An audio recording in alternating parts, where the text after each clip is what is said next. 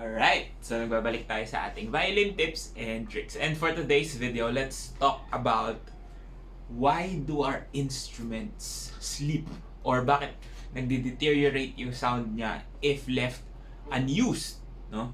So, this phenomena happens not just for expensive instruments but also for the cheap instrument. Basta, I think if it's made of wood, there's this tendency of the wood to sleep and to lose its brilliance. Nawawala yung sound na maganda. And what steps we could actually do to bring back that sound of our instruments. Okay, so when it comes to the violin, no, and a lot of bowed-stringed instruments, sinabi na natin, we've always been saying that maintenance is quite high, no, when it comes to, strings and all setup. Kasi nga, it's essentially still a living thing, no? Because it's still made of wood, even though it's varnished, meron pa ring moving parts that is greatly affected if not played, no?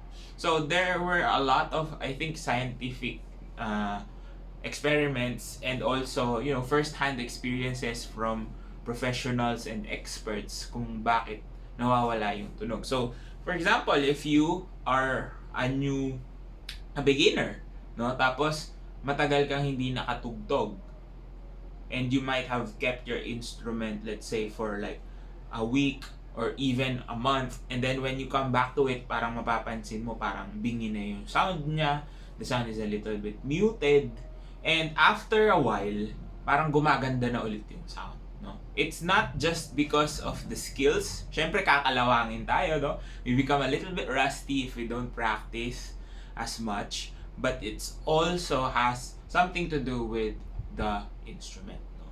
So if you're using your instrument on a weekly basis, let's say every day you use your instrument, you won't really notice the dip in quality. Maybe in some cases, pumapangit lang yung strings, but you can really hear if the sound becomes muted, no? Parang humihina yung sound niya, the projection, hindi na masyado tumatapon if left unused. I can't really say kung gaano katagal, but it will depend on first the humidity and also, the general location of your instruments where you're storing them as well. So, I think 2 weeks na hindi mo siya magamit, you would notice a huge difference, a noticeable difference with the quality of the sound that it produces, no? So, why does that happen? So, kung mapapansin natin, the violin has a lot of these, let's say, markings, but these aren't just painted on, no? They are the quality of the wood that is used on your instrument. Now, sound travels inside the instrument. When we draw the bow on the string, the whole instrument vibrates, and that vibration is the thing that causes sound. Now, again, we use the whole body of the instrument to produce that sound. So, the same thing with our bodies, diba, as humans. The more we move, mas maluwag natin sila napapagalaw, diba? The more you actively do something, your joints become a little bit more loose. Mas maganda yung takbo ng katawan mo if you're always active. The same thing happens with the wood, no? I think it's the seams, the glue, and everything, no? Because it responds well to the vibration. And then what ends up happening if you don't use it as much is nagsisis yun. So when the vibration stops, nawawalan na siya ng reason to move. So it becomes rigid. And we lose a lot of that, tawag nga nila dun yung iba, parang path, vibration path or something like that. Don't quote me on that though. But yeah, the path that it takes for it to produce a sound, parang sumasara siya, naiipit. So what ends up happening is the sound becomes muted.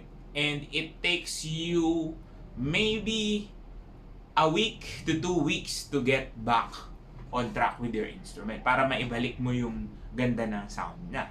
So, it's not really advisable to keep your instruments na nakatago and then you're not gonna play with it, no? If you can't play with your instrument, there is a big chance of it losing the quality of sound, no?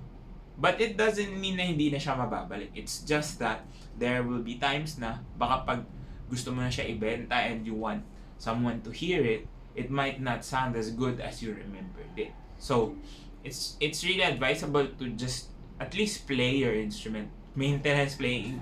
Kung baga sa sasakyan, di ba? Hindi rin pwedeng laging naka-garahe lang. You have to start the car. You have to move the wheels. The same thing with your instrument. If you don't have the time to play or practice, at least get your instruments and try to play loud so that the vibration could activate the sound, no, that your instrument produces. Now, even the most expensive violins in museums, no, like yung mga Strads in the museums, they actually hire people to play these instruments. I think it's at least once or twice a week just so they could keep the quality of the instrument. Hindi pwedeng i-display mo lang talaga, no?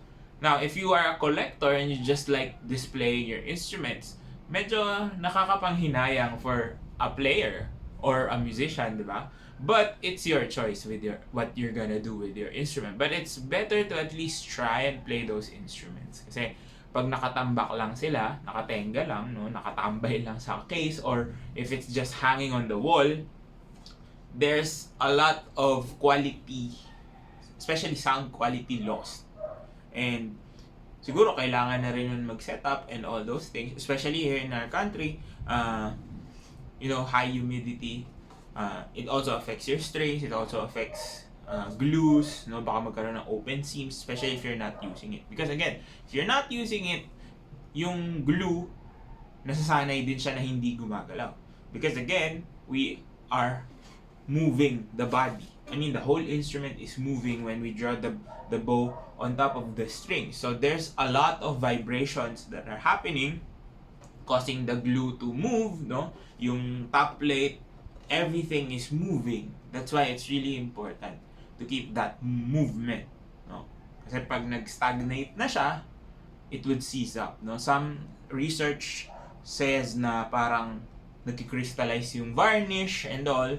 Some says that the glue, yun nga, nagsiseize up, tumitigas yung glue. So, if you're not able to play your instrument, at least you have to really store it properly, no? And don't expect that it would be the same thing. So, siguro kung gagamitin mo siya, make sure that you have played with it for at least a week before, let's say, may performance ka or something na kailangan mo siyang gamitin. Kasi pag ginamit mo siya, I mean, it would still sound, no? May sound pa rin lalabas. Don't mix it up na parang mawawala na yung tunog ng instrument. But it would greatly affect the maximum output, let's say the volume and the quality, no? Kahit anong ilagay mo ng strings, baka akala ng iba kung papalit lang ng strings okay na, no? So you have to break it in again, no? Parang ganun yung mangyayari if you fail to play with your instrument. So best tip is to just make sure that you play your instrument at least maybe once a week. Kung talagang hindi kakayanin, maybe once every 2 weeks na medyo intensive, that you really play loud, no? Make sure you make all the strings ring kasi the vibrations of each string targets different parts of the instrument as well, no? So, hindi pwede, puro G string lang. E di yung E string mo naman, medyo mahina pa rin yung sound niya kasi sanay lang yung mag-vibrate yung part where the G string resonates with the body.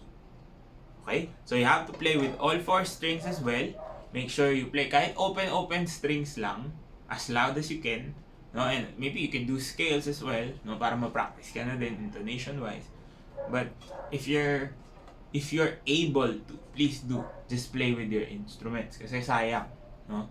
We can't really say if it would also affect the durability or longevity of your instruments kasi nga sabi yung iba tumitigas yung varnish. So if that happens, when you start playing it again, your varnish might crack or there would be open seams, no? Kaya yung iba naiiwan ng mga instruments, usually kapag tinugtugan, yun, chine-check agad nila, no? kung magkakaroon ng open seams. Because again, the vibration that the instrument produces is not a joke. No, it's quite extensive. Medyo malakas talaga yung vibrations. And that's why we could produce a large sound. No, that's why we could project far away. No, especially if your instruments are a little bit more on the expensive side. Yeah. So make sure to always play, no, as much as possible, as best as you can, as loud as you can. Yeah. So, para hindi masayang, no? Kasi a lot of people have been selling their instruments. I've been seeing, sinasabi, 3 months hindi nagamit. And they might think na that's a good thing, no? But it's actually worse for the use, no, of the instrument. So you always have to make sure that you play with your instrument. Make sure they're always in tip-top shape when you're gonna use it. And also, if you really want to sell your instruments, make sure you play on them para ma-produce natin yung pinakamagandang sound when people try it out. And sana nakatulong tong video na to. If it did, please do drop a like, comment down below more content you'd like to see, and of course, subscribe to my YouTube channel. Follow me on all my socials. Links down in the description box below. This has been Ryan Monakil for Violin Tips and Tricks, and I will see you on the next video.